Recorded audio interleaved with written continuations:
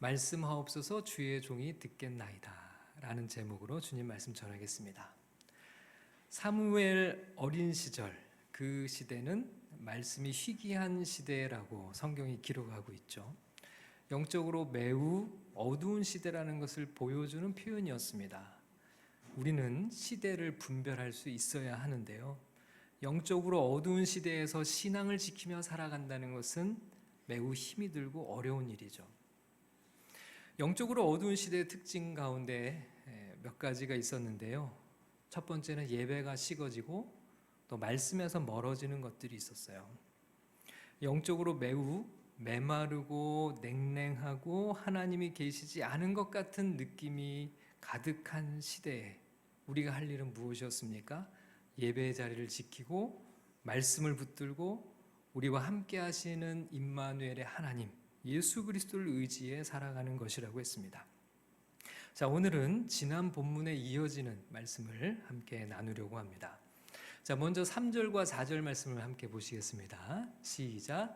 하나님의 등불은 아직 꺼지지 아니하였으며 사무엘은 하나님의 궤에 있는 여호와의 전 안에 누웠더니 여호와께서 사무엘을 부르시는지라 그가 대답하되 내가 여기 있나이다 하고, 어린 사무엘이 잠을 자기 위해 누웠습니다. 이때 여호와께서 사무엘을 부르셨어요. 사무엘은 엘리 제사장이 자신을 부른 줄 알고 엘리 제사장에게 대답하고 달려갔습니다. 자, 5절 말씀 읽겠습니다.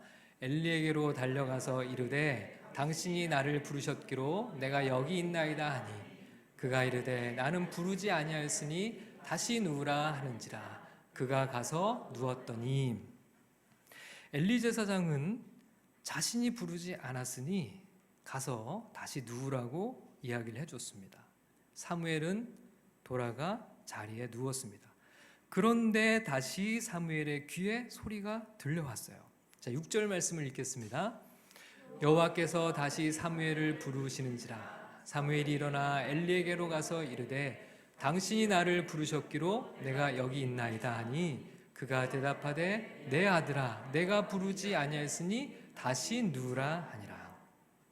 조금 전과 똑같은 상황이 지금 반복되고 있죠. 사무엘은 분명하게 들었어요. 자기를 부르는 소리를 듣고 간 겁니다. 자, 이곳에는 엘리 제사장 외에는 아무도 없었어요. 당연히 사무엘은 조금도 의심하지 않고 엘리 제사장에게로 달려갔어요. 하지만 이번에도 엘리는 자신이 부르지 않았다며 돌아가서 자리에 누우라고 했습니다. 자, 얼마간의 시간이 또 흘렀을까요? 또다시 사무엘의 귀에 자신을 부르는 소리가 들려왔어요. 8절 말씀을 읽겠습니다. 여호와께서 세 번째 사무엘을 부르시는지라 그가 일어나 엘리에게로 가서 이르되 당신이 나를 부르셨기로 내가 여기 있나이다 하니 엘리가 여호와께서 이 아이를 부르신 줄을 깨닫고, 자, 세 번째 똑같은 상황이 반복됐을 때 이번에도 엘리에게 사무엘이 달려갔죠. 그런데 자, 이 세 번째 상황이 반복됐을 때 엘리 제사장이 먼저 알아차렸어요. 아, 하나님이 이 아이를 지금 부르고 계시구나. 그걸 엘리가 깨달았어요. 그리고 사무엘에게 말해줍니다. 자, 9절 말씀을 읽겠습니다. 엘리가 사무엘에게 이르되 가서 누웠다가 그가 너를 부르시거든 내가 말하기를 여호와여 말씀하옵소서 주의 종이 듣겠나이다 하라 하니 이에 사무엘이 가서 자기 처소에 누우니라. 엘리 제사장이 사무엘에게 방법을 알려줘요. 자세하게 말해줍니다. 이번에도 혹시 다시 너를 부르시는 소리가 들리거든 그때는 나에게 오지 마라. 그리고 네가 있는 그곳에서 하나님께 이렇게 말씀드려라. 여호와여 말씀하옵소서 주의 종이 듣겠나이다. 이렇게 말하라는 것이죠. 자, 여기서 우리가 기억해야 할 첫 번째 진리를 만나게 되는데요. 자, 그게 뭐냐면 말씀의 삶을 살아가기 위해서 우리가 꼭 기억해야 되는 것은 우리에게는 공동체가 필요하다는 사실입니다. 하나님께서 사무엘을 3번씩이나 부르셨어요. 그러나 사무엘은 하나님이 자신을 부르신다는 사실을 전혀 알아차리지 못했어요. 하나님의 부르심을 듣고 하나님이 아니라 다른 사람을 찾아갑니다. 자, 그 이유를 성경이 말씀하는데요. 7절 말씀을 읽겠습니다. 시작. 사무엘이 아직 여호와를 알지 못하고 여호와의 말씀도 아직 그에게 나타나지 아니한 때라. 자, 사무엘이 왜 하나님의 음성을 알아듣지 못했다고요? 하나님을 알지 못했기 때문이다. 이렇게 말씀을 하세요. 그리고 아직 하나님의 말씀을 들어본 적이 없기 때문에 하나님께서 사무엘을 부르셨음에도 불구하고 사무엘은 하나님께로 간 것이 아니고 엘리 제사장을 찾아간 거죠. 사무엘이 이것을 스스로 터득하거나 스스로 깨우칠 수 없었다고 성경이 말씀하는 거예요. 그런데 이때 이 상황을 먼저 깨달은 사람은 엘리 제사장이었습니다.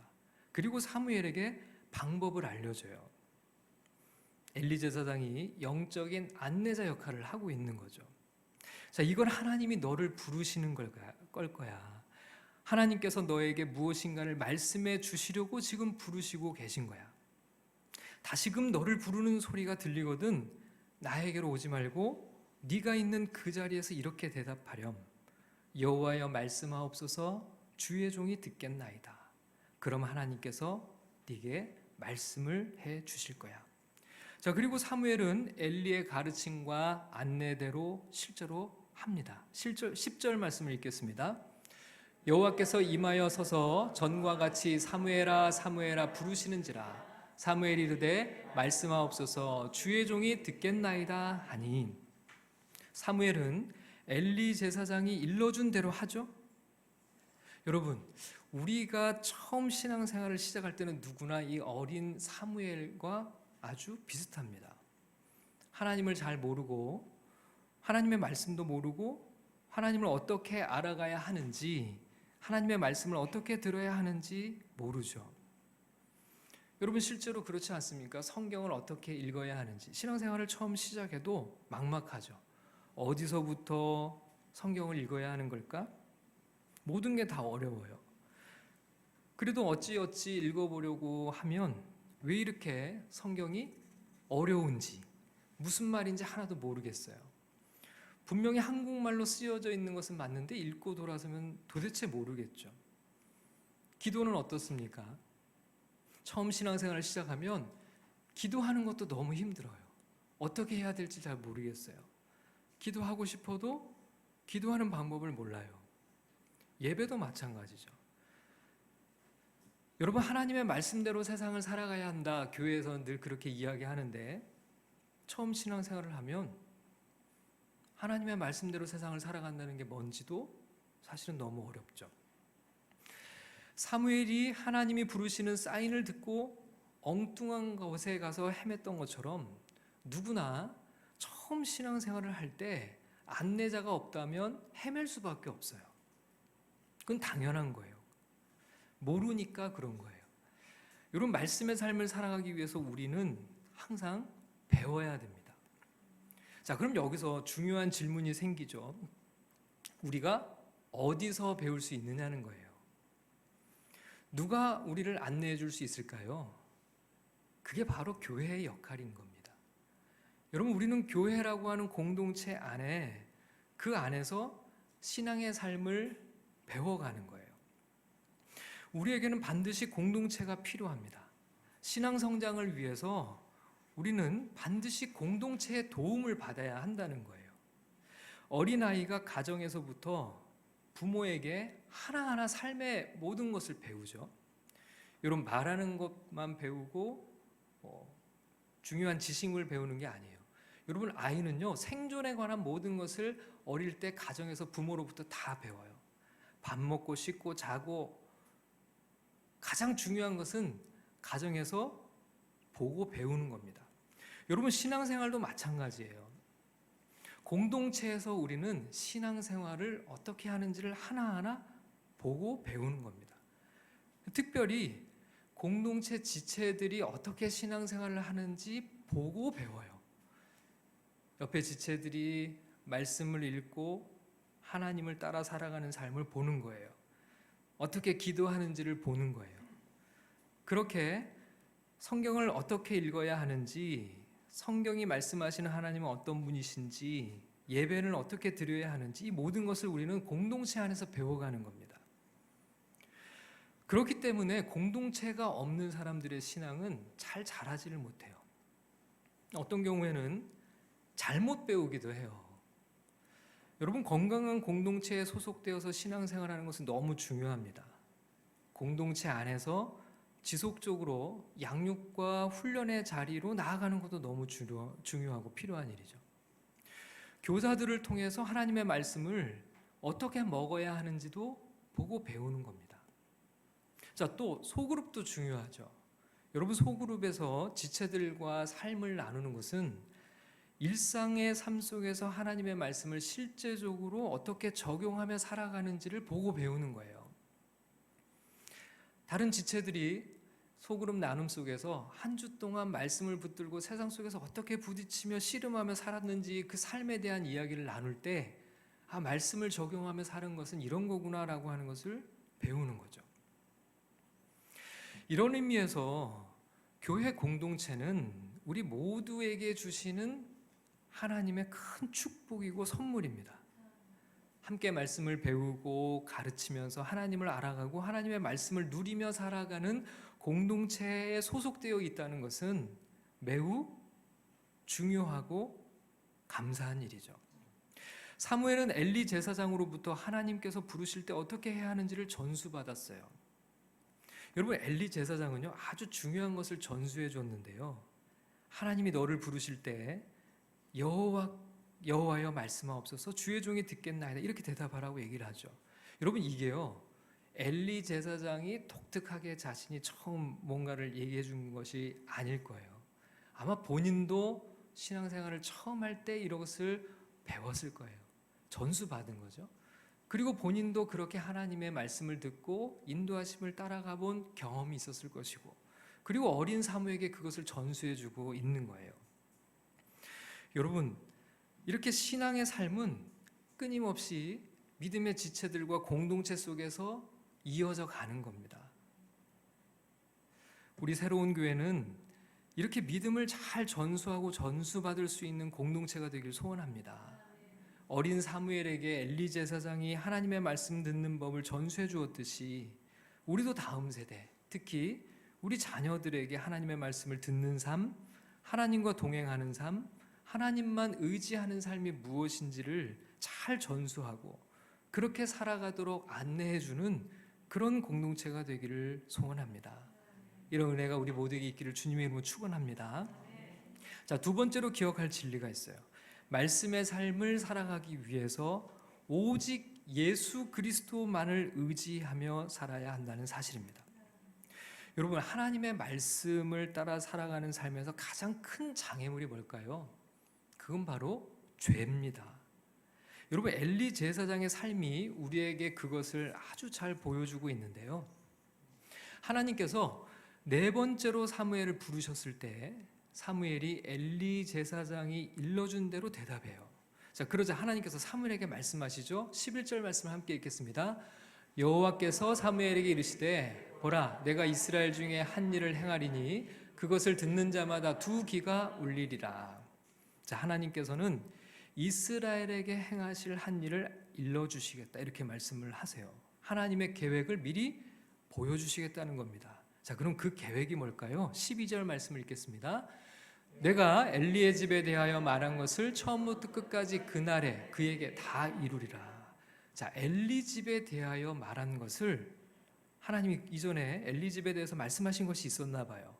그것을 하나도 빠뜨림 없이 다 이루시겠다, 이렇게 말씀하세요. 자, 그러면 하나님께서 엘리 제사장의 가문에 대해서 무슨 말씀을 하셨을까요? 13절을 읽겠습니다. 내가 그의 집을 영원토록 심판하겠다고 그에게 말한 것은 그가 아는 죄악 때문이니 이는 그가 자기의 아들들이 저주를 자청하되 금하지 아니하였음이니라. 자, 여기 보니까 이전에 하나님께서 하신 말씀이 나와요. 엘리 제사장 가문을 심판하시겠다고 하셨어요. 그 이유가 뭐냐면 엘리 제사장이 아들들이 하나님 앞에 큰 죄를 범하는데도 그것을 금하지 않은 그 죄를 하나님 앞에 범했어요.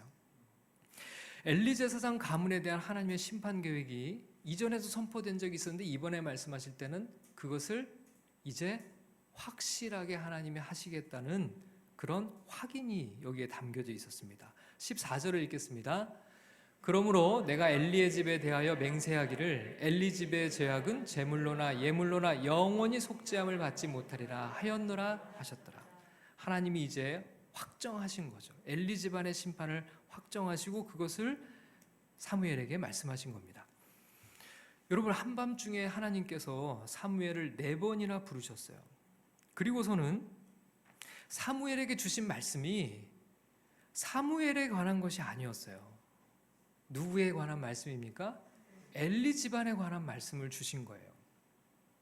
엘리 제사장 가문의 심판에 관한 말씀을 하나님께서 이전에도 주신 적이 있으셨는데 사무엘상 2장을 보면 하나님의 사람이라고 불리는 사람이 등장해서 엘리에게 하나님의 심판 메시지를 전하고 갑니다. 근데 이번에도 하나님께서 어린 사무엘을 통해 그 메시지를 다시 말씀하신 것이죠. 자, 근데 여기서 우리가 한 가지 의문이 들어요.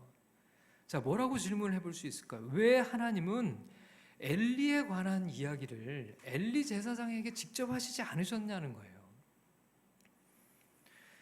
엘리 제사장도 분명히 이전에 하나님의 말씀을 들은 경험이 있었어요. 그리고 우리가 알 수 있는 것은 엘리 제사장이 사무엘에게 하나님이 너를 그렇게 부르실 때는 여호와여 말씀하옵소서 주의 종이 듣겠나이다라고 그 방법을 잘 안내해 주는 것을 보면 분명히 엘리도 한때는 하나님의 말씀을 듣는 경험을 했었던 사람이에요. 근데 왜 이제는 더 이상 하나님께서 엘리에 관한 이야기를 엘리에게 얘기하시지 않느냐는 겁니다. 대신에 하나님은 다른 사람들에게 얘기를 하세요. 하나님의 사람이나 어린 사무엘을 통해서 엘리에게 말씀을 하시는 거죠. 그 이유가 뭘까요? 그게 바로 죄라고 하는 겁니다. 죄 때문이라는 거예요. 하나님께서 처음에는 분명 엘리 제사장에게도 경고의 말씀을 주셨을 겁니다. 처음에는 엘리에게 말씀하셨을 거예요. 근데 계속 엘리가 그 말씀을 무시했을 겁니다. 더 이상 하나님이 엘리에게 침묵하시기 시작하셔요. 여러분, 이것이 신약에서 말씀하는 성령의 소멸이라고 지난주에도 말씀드렸어요. 하나님이 말씀을 주시는데 그 말씀을 계속 무시하고 우리가 죄 가운데 거하면 하나님이 더 이상 말씀하시지 않고 침묵하시는 단계가 있다고 얘기했습니다. 그게 바로 성령의 소멸이에요. 지금 엘리는 바로 이 성령의 소멸 단계, 하나님이 더 이상 엘리에 관해서 이 경고의 메시지를 직접 하고 계시지 않다는 거예요. 그만큼 긴 시간 동안 죄악에서 돌이킬 회개를 하지 않았던 거죠. 그러나 이런 단계에서도 하나님은 다른 사람들을 통해서 계속 말씀하세요. 성령의 소멸 단계에 있는 사람은 그 사람에게 얘기를 해도 하나님이 듣지 않으시는 것을 알기 때문에 그 사람에게 말씀하시지 않고 다른 사람들을 통해서 우회적으로는 계속 경고의 메시지를 주고 계세요. 여러분, 2장에 보면 엘리의 이 두 아들들의 부정한 그런 죄악상에 대해서 소문으로 듣게 됩니다. 엘리가 때로는 하나님께서 소문을 통해서도 하나님의 말씀을 들려주세요. 그리고 하나님의 사람을 등장시켜요.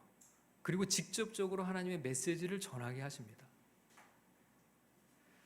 그러나 지금 사무엘에게 전해지는 이야기를 들어보면 그럼에도 불구하고 이 엘리는 하나님의 경고의 메시지에서 전혀 돌이키지 않았음을 확인할 수 있죠. 이들은 회개하지 않았어요. 이제 하나님께서 사무엘을 통해서 이 심판 계획을 실행하기로 확정하셨음을 선포하고 있는 거죠. 여러분, 죄악은 하나님과 우리 사이를 갈라놓습니다. 죄악에 가로막혀 있으면 하나님과 나 사이에 벽이 생기는 거예요. 그러면 이제 여기서 또 중요한 질문이 있죠. 어떻게 이 죄악을 걷어낼 수 있는가? 하나님과 우리 사이에 이 중요한 이 질문에 우리는 답을 찾아야 됩니다. 우리 힘으로 죄악을 해결할 수 있나요? 자, 여기에 하나님이 주시는 은혜가 있습니다. 바로 하나님의 아들 예수 그리스도를 통해서 우리는 우리의 죄를 해결함을 받을 수 있다는 거예요. 예수 그리스도는 우리의 죄를 해결하시고 하나님과 우리 사이에 막힌 담을 허물기 위해 이 땅에 오셨어요. 예수님의 십자가 앞에 우리의 죄를 내려놓고 인정하고 주님께 자백하면 주님은 어떤 죄도 우리의 죄를, 하나님과 우리 사이를 가로막고 있는 죄의 문제를 막힌 담을 허물어 주신다고 말씀하셨죠. 여러분, 엘리는요 영원히 속죄받지 못할 것이라는 선언을 하나님으로부터 받았어요. 그런데 성경은 우리에게 예수 그리스도 안에 있는 자에게는 결코 정죄함이 없다는 약속을 주셨어요. 여러분, 예수 그리스도를 의지하고 주님의 그 십자가 보혈을 따라 회개하면 하나님과의 관계가 회복되고 하나님의 말씀을 누리며 살아가는 복된 삶을 살 수 있게 됨을 성경이 우리에게 말씀하고 있죠. 이런 은혜가 우리 모두에게 부어지기를 주님의 이름으로 축복합니다. 자, 세 번째로 기억할 진리가 있는데요. 말씀의 삶을 살아가기 위해 필요한 것은 하나님의 말씀에 순종하는 삶입니다. 여러분, 하나님께서 사무엘을 부르셨는데 총 몇 번 부르셨을까요? 4번 부르셨죠. 3번째까지는 엘리에게 갔고요. 마지막 4번째는 하나님께 대답했어요. 4번이나 하나님이 왜 부르셨을까요? 저 같으면요, 그냥 처음부터 하나님께서 사무엘아, 나는 하나님이다, 지금부터 내 말 잘 들어라, 이렇게 하시면 되잖아요. 그런데 하나님께서 계속 사무엘아 사무엘아 이렇게만 부르세요. 몇 번을 지금 엘리에게 왔다 갔다 하는 동안도 하나님께서 그냥 사무엘아 사무엘아라고만 부르셔요. 뭔가 분명히 하실 말씀이 있으신데 그 말씀을 바로 하시지 않으세요. 자, 그러면 하나님께서 언제 이 말씀을 하시고자 진짜 하시는 말씀을 들려주셨습니까? 사무엘이 엘리 제사장의 가르침을 받고 난 다음에 여호와여 말씀하옵소서 주의 종이 듣겠나이다 라고 하는 이 반응 이후에 하나님이 그제서야 말씀을 하세요. 여러분, 여기서 우리가 매우 중요한 영적 원리를 하나 발견할 수 있어요. 하나님이 누구에게 말씀하시는가? 하나님이 언제 말씀하시는가? 하나님 앞에 우리가 그 말씀을 듣고자 하는 바른 자세를 갖고 있을 때 말씀하신다는 거예요. 하나님은 아무에게나 아무 때나 말씀하시는 것이 아니라 여호와여 말씀하옵소서 주의 종이 듣겠나이다, 하나님의 말씀을 대하는 이런 겸손한 자세로 하나님 앞에 서 있는 이에게 말씀하신다는 겁니다. 여러분, 그렇다면 왜 우리에게 자꾸 하나님의 말씀이 깨우쳐지지 않고 하나님의 말씀을 우리가 알지 못할까? 어찌 보면 우리에게도 이 중요한 태도를 우리가 잘 배우지 못했기 때문일 수 있어요. 여러분, 성경을 펼쳐 읽을 때 우리는 마찬가지 이렇게 고백해야 됩니다. 하나님, 내게 말씀하여 주옵소서 주의 종이 듣겠습니다. 여러분, 설교를 들을 때도 이렇게 우리는 고백할 수 있어야 돼요. 하나님 말씀하옵소서 주의 종이 듣겠나이다. 기도하면서도 마찬가지입니다. 하나님 내게 말씀하여 주옵소서 주의 종이 듣겠나이다. 여러분, 사무엘이요 잠을 자려고 누워 있었을 때 하나님의 말씀을 들었어요. 우리 생각 같으면 어때요? 예배하거나 성경 묵상하거나 기도할 때 하나님의 말씀이 들릴 것 같죠? 근데 오늘 본문 말씀을 보면 그렇지 않아요. 잠을 자려고 누워 있는데 하나님의 말씀이 임하신 거예요. 여러분, 그렇다면요, 우리가 살아가는 모든 일상의 순간에 언제든지 하나님이 우리에게 말씀하실 수 있다는 거예요. 음식을 요리하다가도, 샤워를 하다가도, TV를 보다가도, 게임을 하다가도, 무엇을 하다가도 하나님은 언제든지 말씀할 수 있다는 거예요. 그러면 우리는 일상의 삶을 살아가면서도 어떤 태도를 가져야 할까요? 하나님 말씀하옵소서 주의 종이 듣겠나이다. 하나님은 사무엘을 여러 차례 부르셨어요.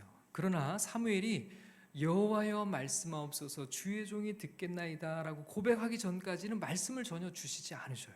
부르기만 하셨어요. 여러분, 우리가 하나님의 말씀을 들을 때 어떤 자세로 하나님 앞에 서느냐가 정말 중요합니다. 여러분, 오늘도 하나님께서 우리를 부르고 계시는데 정작 말씀을 듣지는 못하며 살아가고 있지는 않을까요? 하나님이 계속 초청하시는데, 하나님의 말씀을 전해주시는 자리로 우리를 계속 부르시는데 더 이상 하나님의 말씀을 직접 듣는 데까지 나아가지 못하는 이유가 있다면 우리에게 필요한 것, 여호와여 말씀하옵소서 주의 종이 듣겠나이다라는 고백과 자세, 그것이 우리에게 필요할 수 있겠죠. 여러분, 이 시간 우리가 함께 예배 자리에 있지만 모두에게 하나님의 말씀이 다 들리지 않을 수 있다는 거예요.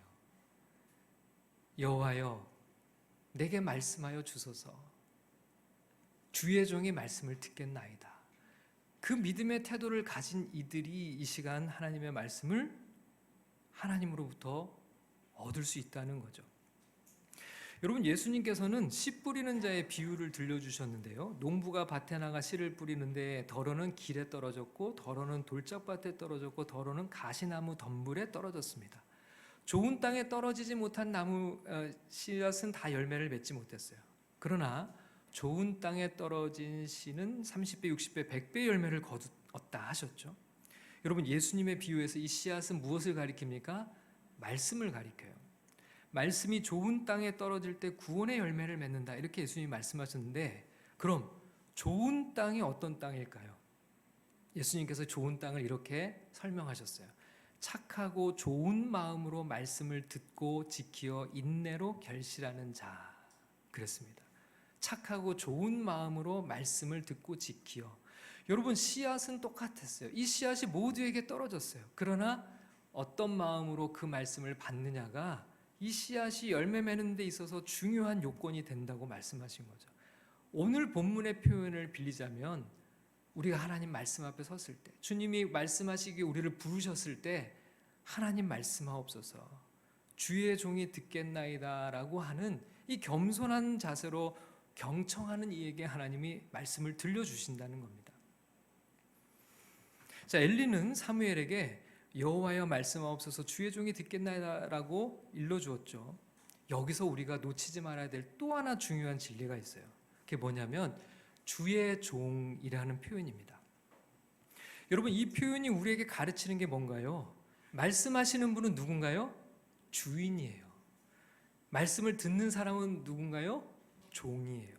여러분, 이 관계를 우리가 분명하게 해야 돼요. 여러분, 우리가 말씀에 귀를 기울일 때 말씀하시는 분이 주인이시고 우리는 어떤 사람으로 주님 앞에 서는 겁니까? 종으로. 여러분, 이 말은 이런 거예요. 하나님 한번 말씀해 보시죠. 제가 한번 들어보고 하나님 말씀대로 할지 말지 제가 그 다음에 결정해서 알려드리겠습니다. 이거 아니라는 거예요. 이건 종의 자세가 아니라는 거예요. 하나님 한번 말씀해 보시겠어요? 그 다음엔 제 의견도 말씀하겠습니다. 여러분, 이건 종이 아니죠. 여러분, 종은요, 주인이 말씀하시면 반드시 순종하는 사람이에요. 여러분, 종이 주인에게 말씀을 기다릴 때는 내가 무엇을 해야 할지 지금 결정해 달라는 거예요. 당신에게 결정권이 있습니다. 당신의 명령에 저는 전적으로 순종할 마음의 준비가 다 되어 있습니다. 지금 엘리는 여호와여 말씀하옵소서 주의 종이 듣겠나이다 라는 말 속에 제가 무엇을 해야 할지 주님 말씀해 주시면 그 말씀대로 살겠습니다. 그런 의미를 담아 이것을 가르쳐 준 거죠.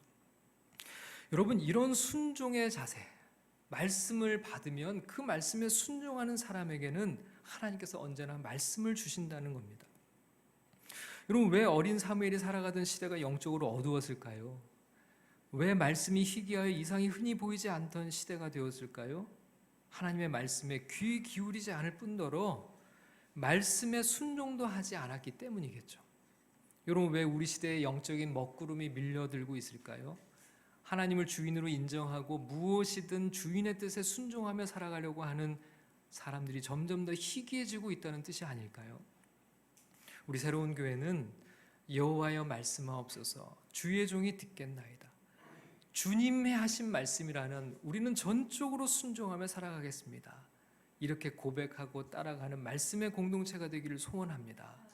그렇게 어두운 시대를 밝히는 말씀의 사람, 말씀의 공동체로 우리 모두가 살아갈 수 있기를 주님의 이름으로 간절히 축원합니다.